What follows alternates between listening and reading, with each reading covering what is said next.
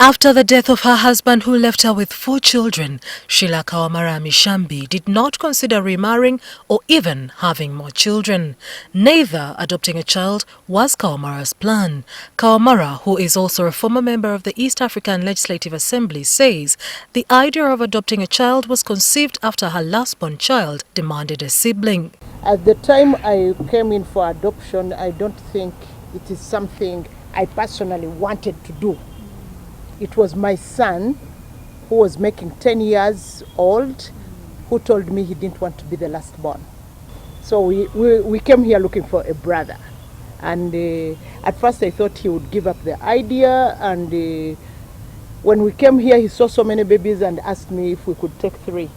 Well, eventually when I decided, I said, okay, for his sake, we could have a brother at home. And that's how it all started. The adopted boy is now 13 years of age. Just like Kawamara, Andrew Rugasira, a businessman, also adopted a child from Sanyu Baby's home. So the children would come once a month, twice a month, come and look after these kids, play with them, bring some foods, things like that.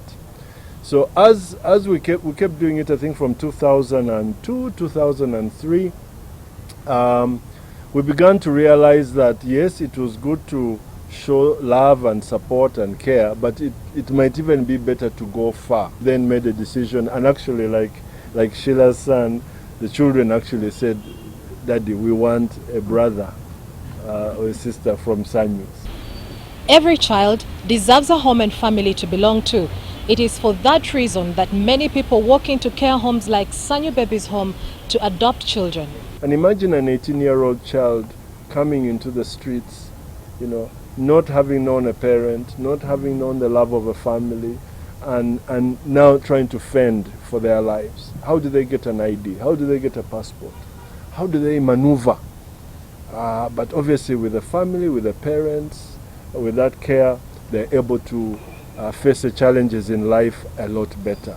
According to the Children's Act of 2016, an adoptive parent is granted full custody of the child after completing the adoption process, which includes receiving a court order. However, it comes with some challenges. It is a rigorous process because you have to go through CID, Interpol, they take all your fingerprints, and rightly so, for the safety of children, it should be that way. Statistics indicate that the number of children in care homes is growing, with 50,000 of these living in different homes across the country. Sanyu Baby's home, several adoptive parents and other partners are calling on Ugandans to embrace adoption and save the children from the dangers that could arise when they are adopted and taken abroad. Ideally, when an international applicant comes to the High Court and gets an adoption order, they will immediately immigrate with a child to their home country, and Uganda doesn't have the capacity to follow up. And the vulnerable children are in danger of becoming prey to these activities. Many children are being hunted for sacrifice, child sacrifice. Many are being hunted to extract their organs, body organs, for sale. Adoption remains a vital avenue for providing loving homes to children in need. Some of these babies are abandoned and rescued from pit latrines, garbage sites, among others. But with parental love and care, they grow up to become useful to the nation. Mildred Bedun, NTV Tonight.